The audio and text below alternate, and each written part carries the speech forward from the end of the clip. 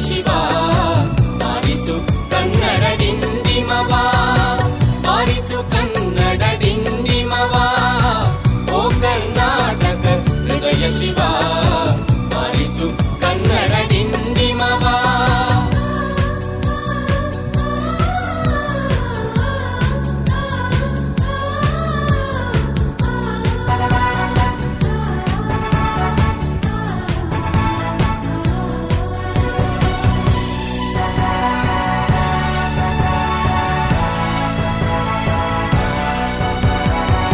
ಸತ್ತಂತಿಹರನು ಬಳಿದೆಚ್ಚರಿಸು ಕಚ್ಚಾಡುವರನು ಕೂಡಿಸಿ ಒಲಿಸು ಸತ್ತಂತಿಹರನು ಬಳಿದೆಚ್ಚರಿಸು ಕಚ್ಚಾಡುವರನು ಕೂಡಿಸಿ ಒಲಿಸು ಹೊಟ್ಟೆಯ ಕಿಚ್ಚಿಗೆ ಕಣ್ಣೀರ್ ಸುರಿಸು ಹೊಟ್ಟೆಯ ಕಿಚ್ಚಿಗೆ ಕಣ್ಣೀರ್ ಸುರಿಸು ಹೊಟ್ಟೆಗೆ ಕಾಡುವ ತೆರದಲ್ಲಿ ಹರಸು ಬಾರಿಸು ಕನ್ನಡ ಡಿಂಡಿಮವ ಓ ಕರ್ನಾಟಕ ಹೃದಯ ಶಿವ ಬಾರಿಸು ಕನ್ನಡ ಡಿಂಡಿಮವ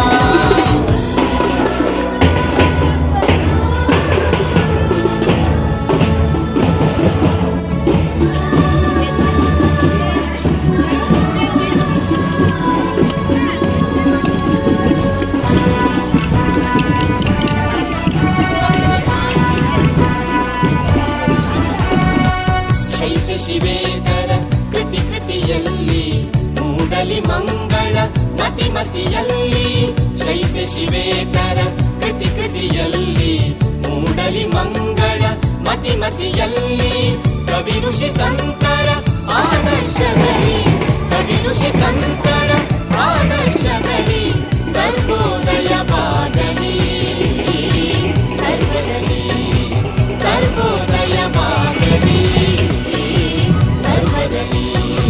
ಬಾರಿಸು ಕನ್ನಡ ಡಿಂಡಿಮವ ಬಾರಿಸು ಕನ್ನಡ ಡಿಂಡಿಮವ ಓ ಕರ್ನಾಟಕ ಹೃದಯ ಶಿವ ಬಾರಿಸು ಕನ್ನಡ ಡಿಂಡಿಮವ ಬಾರಿಸು ಕನ್ನಡ ಡಿಂಡಿಮವ ಬಾರಿಸು ಕನ್ನಡ ಡಿಂಡಿಮವ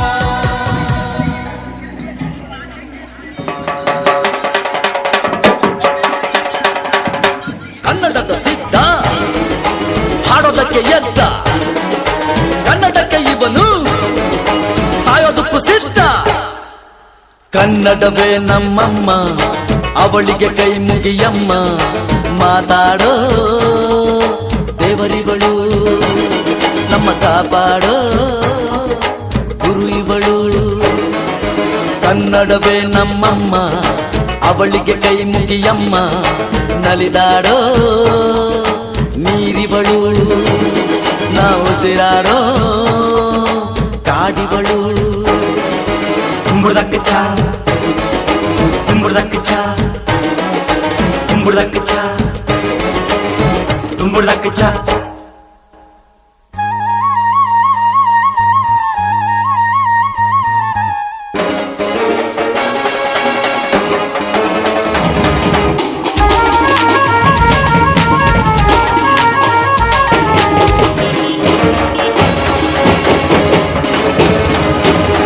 ಬರೆಯೋರ ತವರೂರು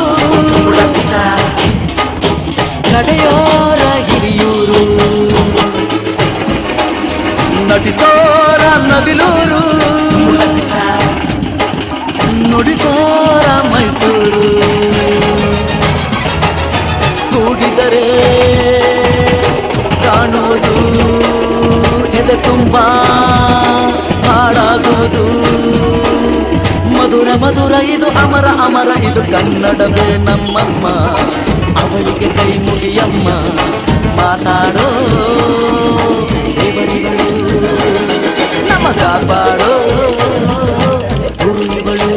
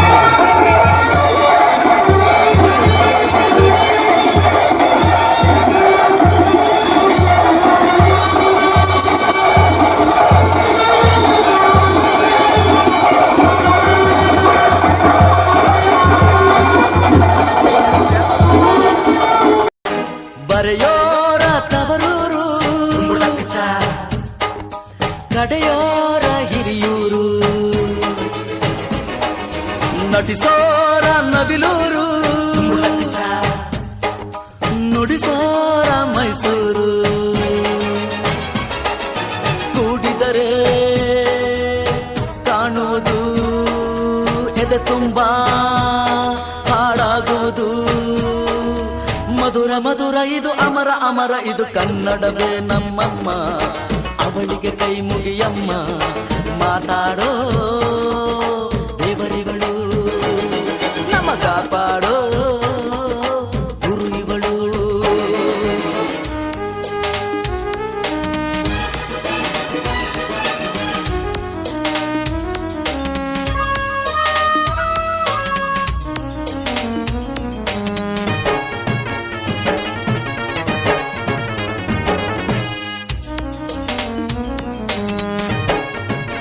ಭಾಷೆ ಕಲಿಯೋದು ಬೆಣ್ಣೆನ ತಿಂದಂತೆ ನಮ್ಮ ಭಾಷೆ ಬರೆಯೋಕೆ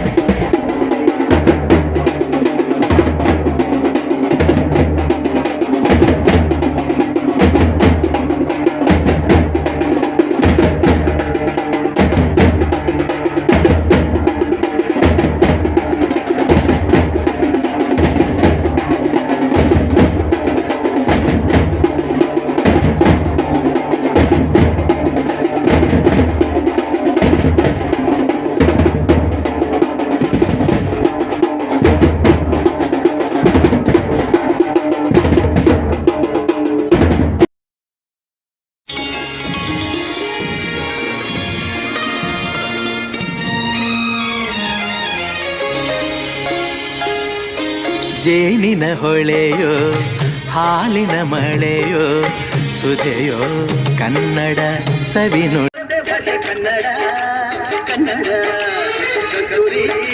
ಕನ್ನಡ ಹುಟ್ಟಿದರೆ ಬಿಟ್ಟಿದರೆ ಕನ್ನಡ ಮಣ್ಣ ಬಂಡಿ ಇದು ವಿಧಿಯೋಡಿಸುವ ಬಂಡಿ ಬದುಕಿದು ಜಟ ಬಂಡಿ ವಿಧಿ ಗುರಿ ತೋರಿಸುವ ಬಂಡಿ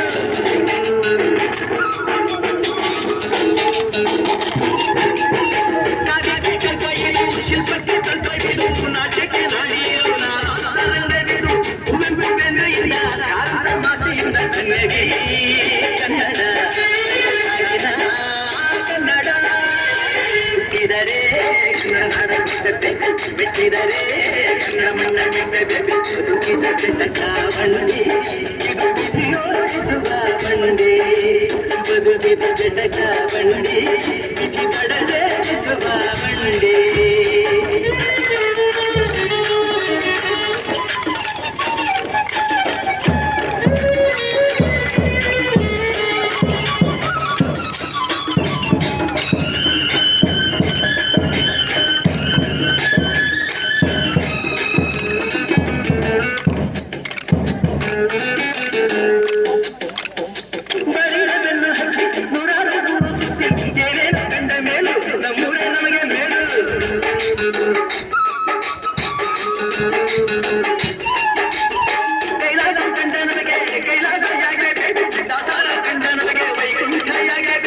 ಮುಂದಿನ ನನ್ನ ಜನ್ಮ ಬರೆದಿದ್ದ ನನ್ನ ಬ್ರಹ್ಮ ಇಲ್ಲಿಯೇ ಎಲ್ಲಿಗೂ ನಾನಿಲ್ಲಿಯೇ ಹುಟ್ಟಿದರೆ ಕನ್ನಡ ಹಾಡಲು ಸಾಧ್ಯತೆ ಬಿಟ್ಟಿದರೆ ಕನ್ನಡ ಪುನಃ ಬಿಟ್ಟದೆ ಹುಟ್ಟಿದ ಜಟಕ ಬಂಡಿ ಇದು ವಿಧಿಯೋಡಿಸುವ ಬಂಡಿ ಬದುಕಿದ ಜಟಕ ಬಂಡಿ ವಿಧಿ ನಡೆಸುವ ಬಂಡಿ ಬದುಕಿದ ಜಟಕ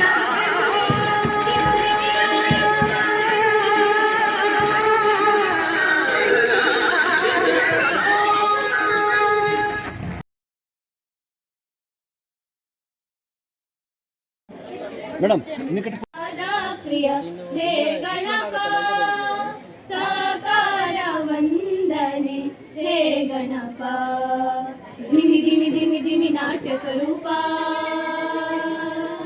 ನಿನಗಿದು ಅರ್ಪಣೆ ಭಕ್ತಿಯ ಧೂಪ ಹೇ ಪ್ರಭು ನಿನಗಿದು ನಮ್ಮ ನಮಸ್ಕಾರ ಹೇ ಪ್ರಭು ನಿನಗಿದು ನಮ್ಮ ನಮಸ್ಕಾರ ಓಂಕಾರ ನಾದ ಪ್ರಿಯ ಹೇ ಗಣಪ ಸಾಕಾರ ವಂದನೆ ಹೇ ಗಣಪ ನಗುಮೊಗದಿಂದ ಜಗವನ್ನು ನೋಡುತ್ತಾ ಮಂದಹಾಸದಲ್ಲಿ ಕುಳಿತಿಹ ದೇವ ಅಭಯ ಹಸ್ತವ ನೀಡಿ ಚೈತನ್ಯ ನೀಡುವ ಭವ್ಯ ಮೂರುತಿ ಹೇ ಗಣನಾಥ ಧಿಮಿ ಧಿಮಿ ಧಿಮಿ ಧಿಮಿ ನಾಟ್ಯ ಸ್ವರೂಪ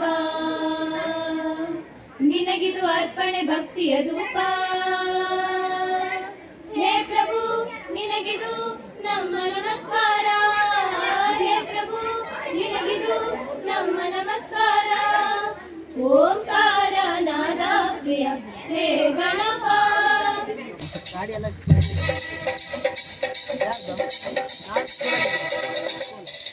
ಕನ್ನಡದ ಮಾತು ಕನ್ನಡದ ನೆಲ ಕನ್ನಡಿಗರ ಮನಸ್ಸು ಕನ್ನಡದ ಮಾತು ಕನ್ನಡದ ನೆಲ ಕನ್ನಡಿಗರ ಮನಸ್ಸು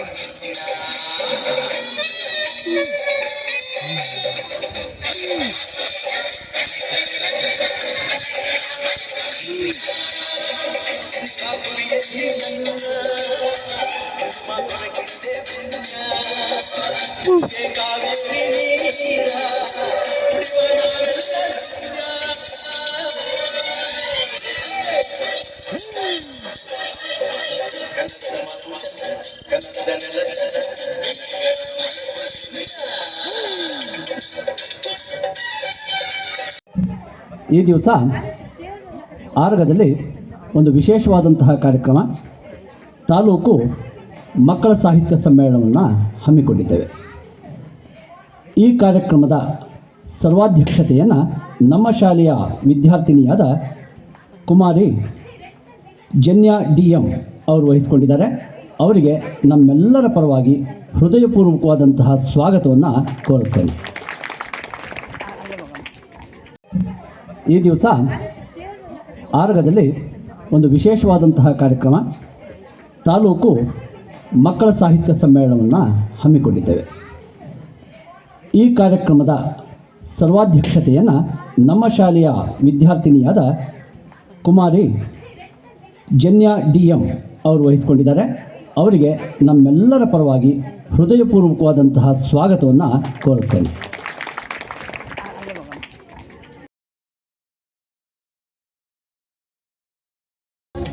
ಕರುನಾಡ ದೀಪ ಸಿರಿನುಡಿಯ ದೀಪ ಒಲವೆತ್ತಿ ತೋರುವ ದೀಪ ಹಂಚೇವು ಕನ್ನಡ ಕನ್ನಡದ ದೀಪ ಹಚ್ಚೇವು ಕನ್ನಡದ ದೀಪ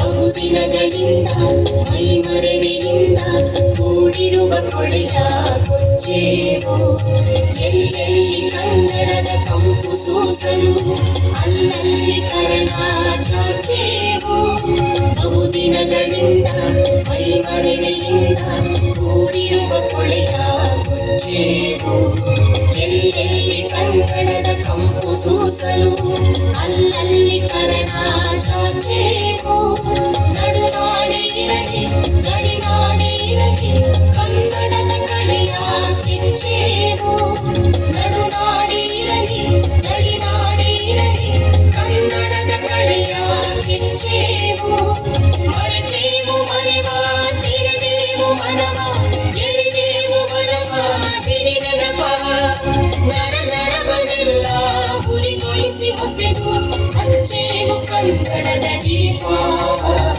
ಹಂಚೇವು ಕನ್ನಡದ ದೀಪ ಹಂಚೇವು ಕನ್ನಡದ ದೀಪ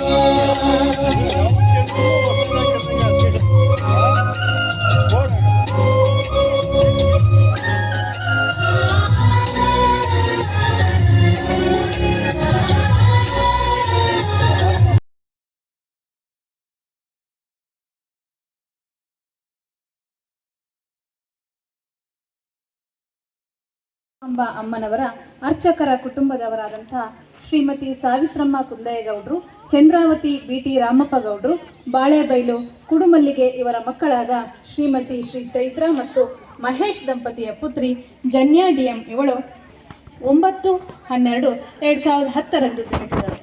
ಜನ್ಯಾಳು ತನ್ನ ಅಂಗನವಾಡಿ ವಿದ್ಯಾಭ್ಯಾಸವನ್ನು ಅಗಳಬಾಗಿನಲ್ಲಿ ಆರಂಭಿಸಿದ್ದು 1ರಿಂದ 3ನೇ ತರಗತಿ ವಿದ್ಯಾಭ್ಯಾಸವನ್ನು ಸಹ್ಯಾದ್ರಿ ಆಂಗ್ಲ ಮಾಧ್ಯಮ ಶಾಲೆ ಕುಶಾವತಿಯಲ್ಲಿ ನಡೆಸಿ 4ರಿಂದ 7ನೇ ತರಗತಿ ವಿದ್ಯಾಭ್ಯಾಸವನ್ನು ಸರ್ಕಾರಿ ಹಿರಿಯ ಪ್ರಾಥಮಿಕ ಶಾಲೆ ಆರಗದಲ್ಲಿ ಮುಗಿಸಿ ಪ್ರೌಢಶಾಲಾ ಶಿಕ್ಷಣವನ್ನು ಸರ್ಕಾರಿ ಪ್ರೌಢಶಾಲೆ ಆರಗದಲ್ಲಿ ಮುಂದುವರಿಸುತ್ತಿದ್ದಾಳೆ. ಪ್ರಸ್ತುತ ಇವಳು 9ನೇ ತರಗತಿಯಲ್ಲಿ ವಿದ್ಯಾಭ್ಯಾಸ ಮಾಡುತ್ತಿದ್ದಾಳೆ. ಜನ್ಯಾಳು ಬಾಲ್ಯದಿಂದಲೇ ಅತ್ಯಂತ ಕ್ರಿಯಾಶೀಲ ಮಗುವಾಗಿದ್ದು 3 ವರ್ಷದವಳಾಗಿದ್ದಾಗಿನಿಂದ ಊರಿನ ಎಲ್ಲ ಪೂಜಾ ಕಾರ್ಯಕ್ರಮಗಳಲ್ಲಿ ಮತ್ತು ಗಣೇಶ ಉತ್ಸವ ಕಾರ್ಯಕ್ರಮಗಳಲ್ಲಿ ಹಾಡನ್ನು ಹಾಡುತ್ತಿದ್ದಾಳೆ.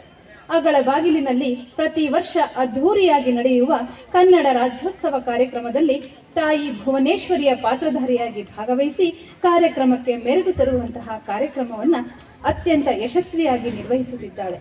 ಬಾಲ್ಯದಿಂದಲೇ ಅತ್ಯುತ್ತಮ ಕತೆ ಹೇಳುವ ಕೌಶಲ್ಯ ಹೊಂದಿರುವ ಈಕೆಗೆ 2022-23ರಲ್ಲಿ 7ನೇ ತರಗತಿಯಲ್ಲಿ ವ್ಯಾಸಂಗ ಮಾಡುತ್ತಿರುವಾಗ ಪ್ರತಿಭಾ ಕಾರಂಜಿಯಲ್ಲಿ ಕತೆ ಹೇಳುವ ಸ್ಪರ್ಧೆಯಲ್ಲಿ ಪ್ರಥಮ ಸ್ಥಾನ ಪಡೆದು ಜಿಲ್ಲಾ ಮಟ್ಟಕ್ಕೆ ಆಯ್ಕೆಯಾಗಿರುತ್ತಾಳೆ. 2023-24ರಲ್ಲಿ ಶ್ರೀ ಆಲೂರು ವೆಂಕಟರಾವ್ ಭಾಷಾ ತರಬೇತಿ ಕೌಶಲ್ಯ ಕೇಂದ್ರ CTE ಚಿತ್ರದುರ್ಗ ಇವರ ವತಿಯಿಂದ ನಡೆಸಿದ ಕಥಾ ಸ್ಪರ್ಧೆಯಲ್ಲಿ ಪ್ರಥಮ ಬಹುಮಾನ ಪಡೆದಿರುತ್ತಾಳೆ.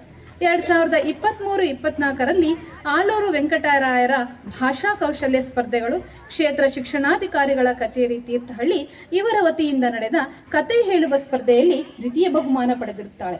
ಅಷ್ಟೇ ಅಲ್ಲದೆ ಚೆಸ್ ಆಟದಲ್ಲೂ ಸಹ ಆಸಕ್ತಿ ಹೊಂದಿದ್ದು ಗುರುಗಳಾದ ಶ್ರೀಯುತ ಚಂದ್ರಕಾಂತ್ ಸರ್ಜಾರ್ ಅವರ ಬಳಿ ಅಭ್ಯಾಸ ಮಾಡುತ್ತಿದ್ದಾಳೆ. ಶಿವಮೊಗ್ಗ ಜಿಲ್ಲೆಯ ವಿವಿಧ ತಾಲೂಕುಗಳ ಓಪನ್ ಚೆಸ್ ಟೂರ್ನಮೆಂಟ್ನಲ್ಲಿ ಪ್ರಥಮ ಬಹುಮಾನ ಪಡೆದಿರುತ್ತಾಳೆ. ಪ್ರತಿ ವರ್ಷ ಗ್ರಾಮೀಣಾಭಿವೃದ್ಧಿ ಮಕ್ಕಳ ಬೇಸಿಗೆ ಶಿಬಿರದಲ್ಲಿ ಭಾಗವಹಿಸಿ ವಿವಿಧ ಕ್ರಿಯಾಶೀಲ ಚಟುವಟಿಕೆಯಲ್ಲಿ ತನ್ನನ್ನು ತಾನು ತೊಡಗಿಸಿಕೊಂಡಿರುತ್ತಾಳೆ. ಭಾರತ ಸೇವಾದಳ ತಾಲೂಕು ಸಮಿತಿ ತೀರ್ಥಹಳ್ಳಿ ಇವರ ವತಿಯಿಂದ 2023-24ರಂದು ನಡೆದ ರಾಷ್ಟ್ರೀಯ ಭಾವೈಕ್ಯತೆ ಮಕ್ಕಳ ಮೇಳದಲ್ಲಿ ಭಾಗವಹಿಸಿ ಬಹುಮಾನವನ್ನು ಪಡೆದಿರುತ್ತಾಳೆ. 2023-24ನೇ ಸಾಲಿನ ಮಕ್ಕಳ ಕನ್ನಡ ಸಾಹಿತ್ಯ ಸಮ್ಮೇಳನದಲ್ಲಿ ಕಥಾಗೋಷ್ಠಿಯಲ್ಲಿ ಪ್ರಥಮ ಸ್ಥಾನ ಪಡೆದು ಶಿವಮೊಗ್ಗ ಜಿಲ್ಲೆ ಸೊರಬದಲ್ಲಿ ಜಿಲ್ಲಾ ಮಟ್ಟದ ಕಥಾಗೋಷ್ಠಿಯಲ್ಲಿ ಭಾಗವಹಿಸಿ ಪ್ರಥಮ ಸ್ಥಾನ ಪಡೆದು ಅದೇ ವರ್ಷ ಶಿವಮೊಗ್ಗದಲ್ಲಿ ನಡೆದ ರಾಜ್ಯ ಮಟ್ಟದ ಮಕ್ಕಳ ಕನ್ನಡ ಸಾಹಿತ್ಯ ಸಮ್ಮೇಳನದಲ್ಲಿ ಭಾಗವಹಿಸಿದ ಕೀರ್ತಿ ಈ ವಿದ್ಯಾರ್ಥಿನಿಯದ್ದಾಗಿದೆ.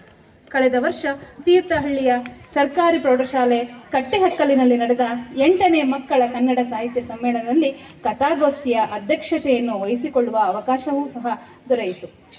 2024-25ನೇ ಸಾಲಿನಲ್ಲಿ ಕಥಾಗೋಷ್ಠಿಯಲ್ಲಿ ಭಾಗವಹಿಸಿ ಪ್ರಥಮ ಸ್ಥಾನ ಪಡೆದು ಶಿವಮೊಗ್ಗದಲ್ಲಿ ನಡೆದ ಜಿಲ್ಲಾ ಮಟ್ಟದ ಕಥಾಗೋಷ್ಠಿಯಲ್ಲಿ ಭಾಗವಹಿಸಿ ಅಲ್ಲಿಯೂ ತನ್ನ ವಿಜಯ ಭೇರಿಯನ್ನು ಬಾರಿಸಿ ಮಂಡ್ಯದಲ್ಲಿ ನಡೆದ ರಾಜ್ಯ ಮಟ್ಟದ ಮಕ್ಕಳ ಕನ್ನಡ ಸಾಹಿತ್ಯ ಸಮ್ಮೇಳನದಲ್ಲಿ ಭಾಗವಹಿಸಿರುತ್ತಾಳೆ.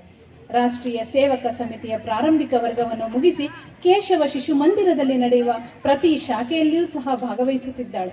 3ನೇ ತರಗತಿಯಿಂದಲೇ ಕನ್ನಡ ಮತ್ತು ಆಂಗ್ಲ ಭಾಷೆಯಲ್ಲಿ ಕವನಗಳು, ಚಿಕ್ಕ ಚಿಕ್ಕ ಕಥೆಗಳನ್ನು ರಚಿಸಿದ್ದಾಳೆ. ಅಲ್ಲದೆ ಈ ವಿದ್ಯಾರ್ಥಿನಿಗೆ ಸಂಗೀತದಲ್ಲೂ ವಿಶೇಷ ಆಸಕ್ತಿ ಇತ್ತು.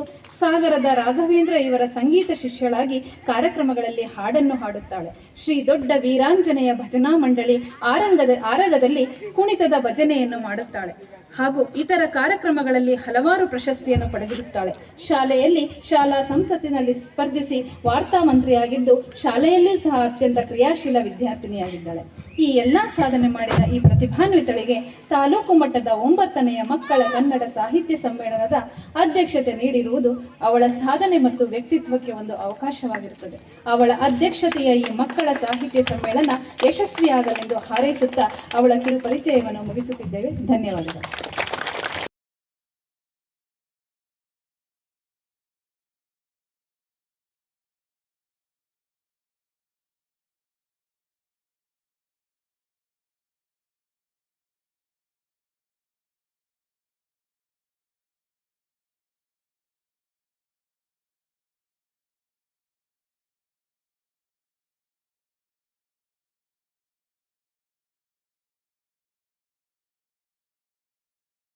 ರೇಣುಕಾಂಬಮ್ಮನವರ ಸ್ಮರಿಸುತ್ತಾ ಶ್ರೀ ಕ್ಷೇತ್ರದ ಎಲ್ಲಾ ದೇವರುಗಳ ಆಶೀರ್ವಾದದೊಂದಿಗೆ ಭಾರತ ಜನನಿಯ ತನುಜಾತೆ ಜೈ ಹೇ ಕರ್ನಾಟಕ ಮಾತೆ ಕನ್ನಡಾಂಬೆಯ ಪಾದಚರಣಗಳಿಗೆ ನಮಿಸುತ್ತಾ ಕನ್ನಡದ ಉತ್ಸಾಹ ಹಾಗೂ ಹುರುಪನ್ನು ಮೈದುಂಬಿಕೊಳ್ಳುತ್ತಾ ನೆರೆದಿರುವ ಎಲ್ಲಾ ಕನ್ನಡಾಭಿಮಾನಿಗಳಿಗೆ ನಮಸ್ಕರಿಸುತ್ತಾ ನಾನು ಅಧ್ಯಕ್ಷೀಯ ನುಡಿಗಳನ್ನಾಡಲು ಹರ್ಷಿಸುತ್ತೇನೆ.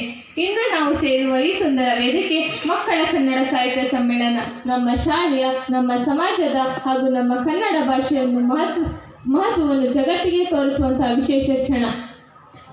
ವೇದಿಕೆಯ ಮೇಲೆ ಉಪಸ್ಥಿತರಿರುವ ಈ ಕಾರ್ಯಕ್ರಮದ ಉದ್ಘಾಟಕರಾದ ಕುಮಾರಿ ಸಾಧ್ವಿ ಎಸ್ ಪ್ರಭು ಅವರೇ ಹಾಗೂ ನಿಕಟಪೂರ್ವ ಅಧ್ಯಕ್ಷರಾದಂತಹ ವಂಶಿಕ್ ಪ್ರಭು ಅವರೇ ಹಾಗೂ ವೇದಿಕೆಯ ಮೇಲೆ ಉಪಸ್ಥಿತರಿರುವ ಎಲ್ಲ ಅತಿಥಿ ಮಹೋದಯರೇ ಹಾಗೂ ವೇದಿಕೆಯ ಮುಂಭಾಗದಲ್ಲಿ ಹಾಜರಾಗಿರುವಂತಹ ಇಂದಿನ ಕಾರ್ಯಕ್ರಮದ ಆಯೋಜಕರೇ, ಪೂಜ್ಯ ಗುರು ವೃಂದದವರೇ, ಉದಯೋನ್ಮುಖ ಕವಿಗಳೇ, ಸಾಹಿತಿಗಳೇ ಹಾಗೂ ಭಾಗವಹಿಸಿರುವ ಎಲ್ಲ ಕನ್ನಡಾಭಿಮಾನಿಗಳೇ, ನಾವೆಲ್ಲರೂ ಒಕ್ಕೊರಲಿನಿಂದ ಹೇಳೋಣ ಶ್ರೀಗನ್ನಡಂ ಗೆಲ್ಗೆ, ಶ್ರೀಗನ್ನಡಂ ಬಾಳ್ಗೆ.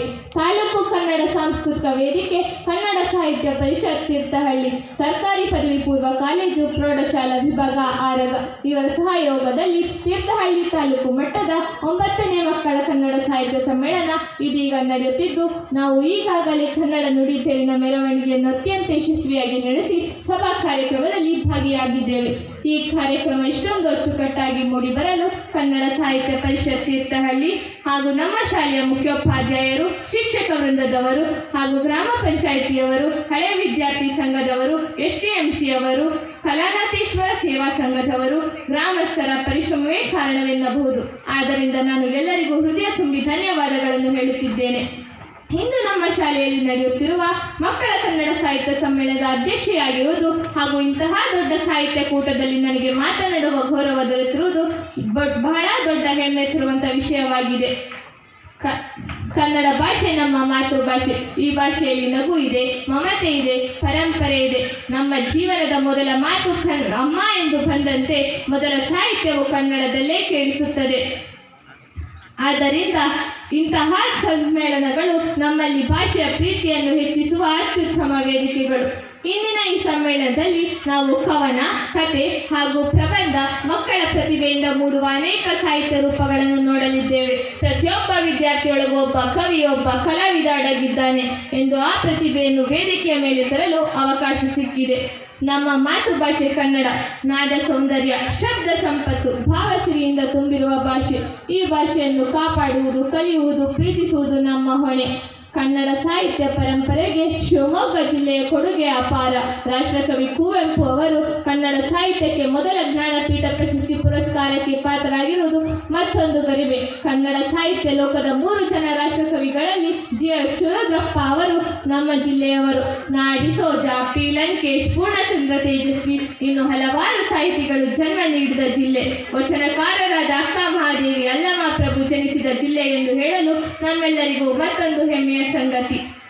ಕಳೆದೆರಡು ಸಾಹಿತ್ಯ ಸಮ್ಮೇಳನದಲ್ಲಿ ಭಾಗವಹಿಸಿದ್ದರಿಂದ ನನ್ನಲ್ಲಿ ಮತ್ತಷ್ಟು ಆತ್ಮವಿಶ್ವಾಸ, ಸೃಜನಶೀಲತೆ, ಪ್ರಶ್ನಿಸುವ ಶೌರ್ಯ ಬೆಳೆಯಿತು. ಕನ್ನಡ ಸಾಹಿತ್ಯ ಎಂಬುದು ಬಹಳ ಮುಖ್ಯವಾದ ವಿಷಯ ಎಂಬುದು ನನಗೆ ತಿಳಿದು. ಮಕ್ಕಳ ಸಾಹಿತ್ಯ ಎಂಬುದು ಕೇವಲ ಮನೋರಂಜನೆ ಅಲ್ಲ, ಅದು ಭವಿಷ್ಯಕ್ಕೆ ಮೌಲ್ಯಗಳನ್ನು ನೀಡುವ ಬೆಳಕು ಎಂಬ ಗಟ್ಟಿ ಅರಿವು ಮೂಡಿತು. ಕನ್ನಡ ಸಾಹಿತ್ಯ ಸಂಸ್ಕೃತಿ ಉಳಿಸಲು ಯುವ ಜನತೆ ಇಂತಹ ಸಾಂಸ್ಕೃತಿಕ ಕಾರ್ಯಕ್ರಮಗಳಲ್ಲಿ ಭಾಗವಹಿಸಬೇಕು. ತಂತ್ರಜ್ಞಾನದಲ್ಲಿ ಕನ್ನಡ ಬಳಕೆಯಾಗಬೇಕು. ಆಗ ನಮ್ಮ ಸಾಹಿತ್ಯ ಸಂಸ್ಕೃತಿ ಸದಾ ಬೆಳೆಯುತ್ತದೆ. ಸಮಾಜದ ಪ್ರತಿಯೊಂದು ವರ್ಗದ ಮಕ್ಕಳಿಗೂ ಶಿಕ್ಷಣವನ್ನು ಸಮಾನವಾಗಿ ನೀಡುವ ಉದ್ದೇಶದಿಂದ ಸರ್ಕಾರಿ ಶಾಲೆಗಳು ಸ್ಥಾಪಿಸಲ್ಪಟ್ಟಿವೆ. ಇಂದಿನ ದಿನಗಳಲ್ಲಿ ಸರ್ಕಾರಿ ಶಾಲೆಗಳು ಹಲವಾರು ಉತ್ತಮ ಅವಕಾಶಗಳನ್ನು ನೀಡಿ ಮಕ್ಕಳ ಭವಿಷ್ಯ ನಿರ್ಮಾಣದಲ್ಲಿ ದೊಡ್ಡ ಪಾತ್ರ ವಹಿಸುತ್ತಿದೆ. ನಮ್ಮ ಸರ್ಕಾರಿ ಶಾಲೆ ನಮ್ಮ ಹೆಮ್ಮೆ. ಸರ್ಕಾರಿ ಶಾಲೆಗಳಲ್ಲಿ ಭಾಷಾ ಬೆಳವಣಿಗೆಗೆ ಮಕ್ಕಳ ಭಾಷಾ ಕೌಶಲ್ಯವನ್ನು ವೃದ್ಧಿಸುವುದು ಮಾತ್ರವಲ್ಲ, ಅವರ ವ್ಯಕ್ತಿತ್ವವನ್ನು ಬೆಳೆಸುವುದು ಮತ್ತು ಸಮಾಜದಲ್ಲಿ ಉತ್ತಮ ಸಂವಹನ ಕೌಶಲ್ಯವನ್ನು ಬೆಳೆಸುತ್ತದೆ. ನಮ್ಮ ಊರು ಆರಗದ ವಿಶೇಷತೆ ಬಗ್ಗೆ ಹೇಳುವುದಾದರೆ ಆಧ್ಯಾತ್ಮಿಕ, ಸಾಂಸ್ಕೃತಿಕ ಹಾಗೂ ಐತಿಹಾಸಿಕವಾಗಿ ಪ್ರಸಿದ್ಧವಾದ ಸ್ಥಳ. ಈ ಪ್ರದೇಶವು ತುಂಗಾ ನದಿ, ಸಂಸ್ಕೃತಿ, ಕವಿಗಳು, ಸಂಗೀತಗಾರರು, ಸಂತರ ಪರಂಪರೆ, ದಾಸ ಪರಂಪರೆ ಮತ್ತು ಪುರಾತನ ದೇವಾಲಯಗಳಿಗೆ, ರಾಜಕೀಯ ಕ್ಷೇತ್ರಕ್ಕೂ ಇತ್ಯಾದಿಗಳಿಗೆ ಪ್ರಸಿದ್ಧವಾಗಿದೆ. ಅಷ್ಟೇ ಅಲ್ಲದೆ ಆರಗವು ಭಾರತದ ಸಂಗೀತ ಲೋಕದಲ್ಲಿ ಖ್ಯಾತಿಯಾದ ಸಂಗೀತ ಪಿತಾಮಹ ಶ್ರೀ ಪುರಂದರದಾಸರ ಜನ್ಮಸ್ಥಳವಾಗಿರುವುದು ನಮ್ಮೆಲ್ಲರಿಗೂ ಮತ್ತೊಂದು ಗರಿಮೆ. ಪೌರಾಣಿಕ, ಸಾಂಸ್ಕೃತಿಕ ಹಾಗೂ ಐತಿಹಾಸಿಕವಾಗಿ ಪ್ರಸಿದ್ಧವಾದ ಈ ಸ್ಥಳ ಕರ್ನಾಟಕದ ಭಕ್ತಿ ಚಳವಳಿ, ದಾಸ ಸಾಹಿತ್ಯ ಮತ್ತು ಪುರಂದರದಾಸರ ಜೀವನ ಪರಂಪರೆಗೆ ಸಂಕೇತವಾಗಿದೆ. ನಮಗೆ ಇಂತಹ ವಿಷಯವನ್ನು ಕೇಳಿದ್ರೆ ಹೆಮ್ಮೆಯ ವಿಷಯ ಎಂದು ತಿಳಿಯುತ್ತದೆ. ಕರ್ನಾಟಕದ ಪ್ರಸಿದ್ಧ ಸಮಾಜವಾದಿ ನಾಯಕ, ರೈತ ಚಳುವಳಿಯ ಪ್ರೇರಕ, ಕ್ರಾಂತಿಕಾರಿ ರಾಜಕಾರಣಿ ಮತ್ತು ಸ್ವಾತಂತ್ರ್ಯ ಹೋರಾಟಗಾರ, ನಿಷ್ಠಾವಂತ ಧೀರ ಹೋರಾಟಗಾರರಾದ ಬಡವರ ಸಮಸ್ಯೆಗಳನ್ನು ಮನದಟ್ಟು ಮಾಡಿಕೊಂಡಂತ ನಾಯಕ ದಿವಂಗತ ಶಾಂತವೇರಿ ಗೋಪಾಲಗೌಡರು ಜನಿಸಿದ ಪುಣ್ಯ ಸ್ಥಳವಿದು.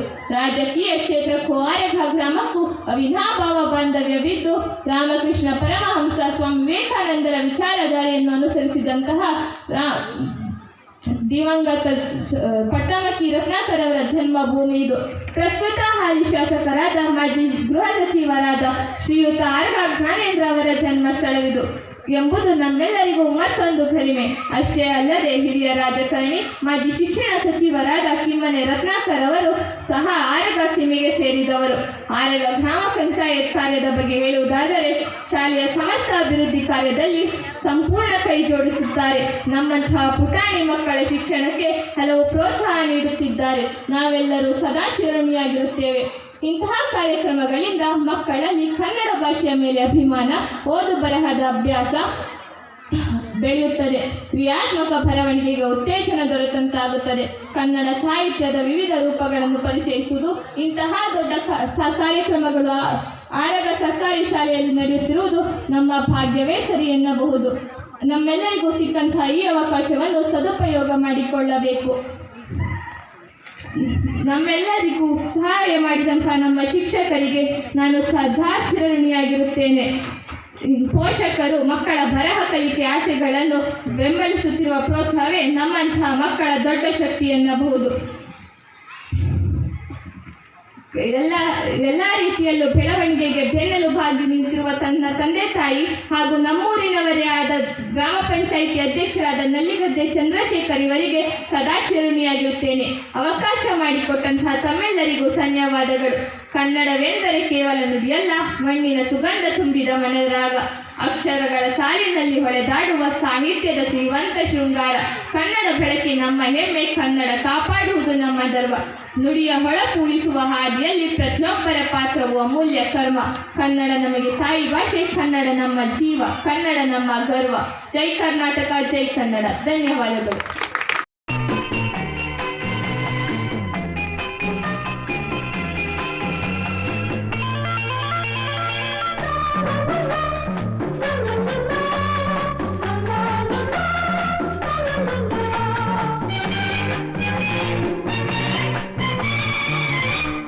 ಇದೇ ನಾಡು ಇದೇ ಭಾಷೆ ಎಂದೆಂದು ನನ್ನದಾಗಿರಲಿ. ಎಲ್ಲೇ ಇರಲಿ ಹೇಗೆ ಇರಲಿ ಕನ್ನಡವೇ ನಮ್ಮ ಉಸಿರಲ್ಲಿ. ಇದೇ ನಾಡು ಇದೇ ಭಾಷೆ ಎಂದೆಂದು ನನ್ನದಾಗಿರಲಿ. ಎಲ್ಲೇ ಇರಲಿ ಹೇಗೆ ಇರಲಿ ಕನ್ನಡವೇ ನಮ್ಮ ಉಸಿರಲ್ಲಿ.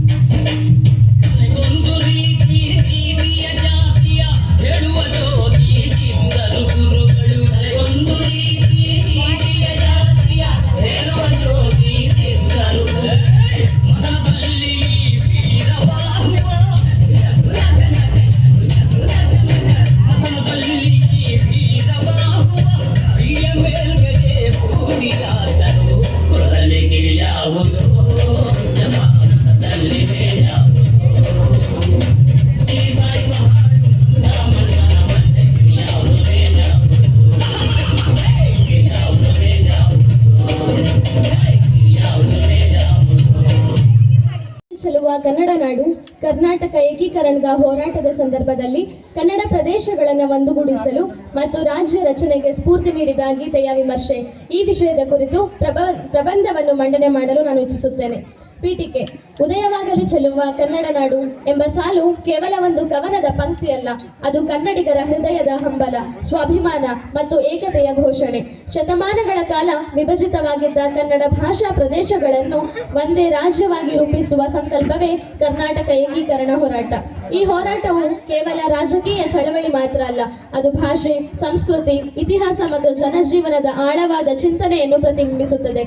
ಇಂತಹ ಒಂದು ಮಹತ್ವಪೂರ್ಣ ಕಾರ್ಯಕ್ಕೆ ಆಳವಾಗಿ ಜನರಲ್ಲಿ ಕಿಚ್ಚನ್ನು ಹಚ್ಚುವ ಮೂಲಕ ಮೈಸೂರು ರಾಜ್ಯದ ಉದಯಕ್ಕೆ ಒಂದು ಪ್ರಮುಖ ಕಾರಣವಾದದ್ದು ಹುಯಿಲಗೋಳ್ ನಾರಾಯಣ ರಾಯರ ಉದಯವಾಗಲಿ ನಮ್ಮ ಚೆಲುವ ಕನ್ನಡ ನಾಡು ಗೀತೆಯಾಗಿದೆ. ವಿಷಯ ವಿವರಣೆ.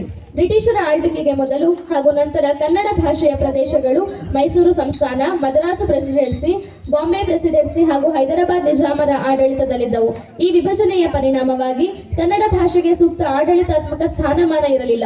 ಶಿಕ್ಷಣದಲ್ಲಿ ಕನ್ನಡ ಹಿಂದುಳಿಯಿತು. ಸಾಂಸ್ಕೃತಿಕ ಏಕತೆ ಕುಂದುಕೊಂಡಿತು. ಒಂದೇ ನಮಸ್ಕಾರ, ನನ್ನ ಹೆಸರು ಸೃಜನ್ ಕೆಜೆ. ನಾನು ಸರ್ಕಾರಿ ಪ್ರೌಢಶಾಲೆ ಆರಗದ 10ನೇ ತರಗತಿ ವಿದ್ಯಾರ್ಥಿ. ಇಂದು ನಾನು ಉದಯವಾಗಲಿ ನಮ್ಮ ಚೆಲುವ ಕನ್ನಡ ನಾಡು ಗೀತೆಯ ವಿಮರ್ಶೆಯ ಪ್ರಬಂಧ ಮಂಡನೆ ಮಾಡುತ್ತಿದ್ದೇನೆ. ಪರಿಚಯ. ಉದಯವಾಗಲಿ ಚೆಲುವ ಕನ್ನಡ ನಾಡು ಎಂಬುದು ಒಂದು ಗೀತೆ ಮಾತ್ರವಲ್ಲ, ಅದು ಕನ್ನಡಿಗರ ಆತ್ಮಗೌರವದ ಘೋಷಣೆ, ಏಕೀಕರಣದ ಸಂಕಲ್ಪ ಹಾಗೂ ರಾಜ್ಯ ರಚನೆಯ ಕನಸಿಗೆ ಜೀವ ತುಂಬಿದ ಪ್ರೇರಣಾದಾಯಕ ಕಾವ್ಯ. ಕನ್ನಡ ಭಾಷೆ, ಸಂಸ್ಕೃತಿ ಮತ್ತು ಭೌಗೋಳಿಕ ಏಕತೆಯ ಮಹತ್ವವನ್ನು ಈ ಗೀತೆ ಅತ್ಯಂತ ಭಾವಪೂರ್ಣವಾಗಿ ಪ್ರತಿಬಿಂಬಿಸುತ್ತದೆ. ಕನ್ನಡ ಏಕೀಕರಣ ಹೋರಾಟದ ಹಿನ್ನೆಲೆ. ಸ್ವಾತಂತ್ರ್ಯಕ್ಕೂ ಮೊದಲು ಮತ್ತು ನಂತರ ಕನ್ನಡ ಭಾಷಾಭಿಮಾನಿಗಳು ಒಂದು ದೊಡ್ಡ ಸಮಸ್ಯೆಯನ್ನು ಎದುರಿಸುತ್ತಿದ್ದರು. ಕನ್ನಡ ಭಾಷೆ ಮಾತನಾಡುವ ಪ್ರದೇಶಗಳು ಮೈಸೂರು, ಮದ್ರಾಸ್, ಬಾಂಬೆ, ಹೈದರಾಬಾದ್ ಮುಂತಾದ ವಿಭಿನ್ನ ಆಡಳಿತದಲ್ಲಿ ಚದುರಿಕೊಂಡಿದ್ದವು. ಇದರಿಂದಾಗಿ ಕನ್ನಡಿಗರ ಭಾಷಾ, ಸಾಂಸ್ಕೃತಿಕ ಮತ್ತು ಆಡಳಿತಾತ್ಮಕ ಹಿತಾಸಕ್ತಿಗಳು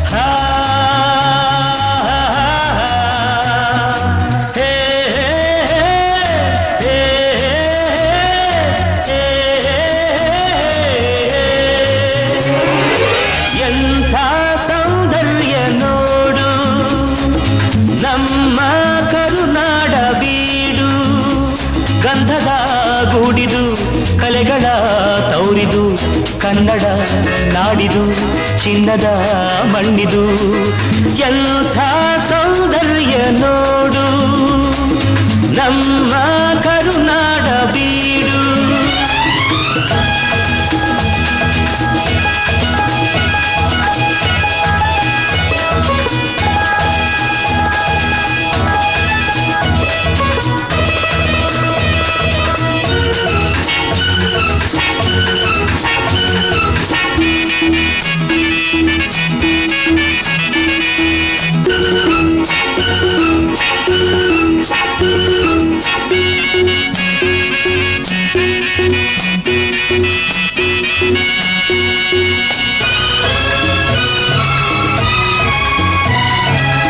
ಹರಿಯುವ ನೀರು ಹಸುರಿನ ಪೈರು ಎಲ್ಲೆಡೆ ಆದಾಯ ಸಿರಿಯೇ, ಹೂಗಳ ಕೆಂಪು ಮರಗಳ ಸೊಂಪು ಎಲ್ಲೂ ಆ ತಾಯಿ ನಗೆಯೇ. ಹರಿಯುವ ನೀರು ಹಸುರಿನ ಪೈರು ಎಲ್ಲೆಡೆ ಆದಾಯ ಸಿರಿಯೇ, ಹೂಗಳ ಕೆಂಪು ಮರಗಳ ಸೊಂಪು ಎಲ್ಲೂ ಆ ತಾಯಿ ನಗೆಯೇ. ಭಾರತ ಮಾತೆಯ ಈ ತನು ಜಾತೆಯ ಚೆಲುವನ್ನು ನೋಡುತ್ತ ನಲಿಯುವೆ ಮೆರೆಯುವೆನ. ಎಂಥ ಸೌಂದರ್ಯ ನೋಡು ನಮ್ಮ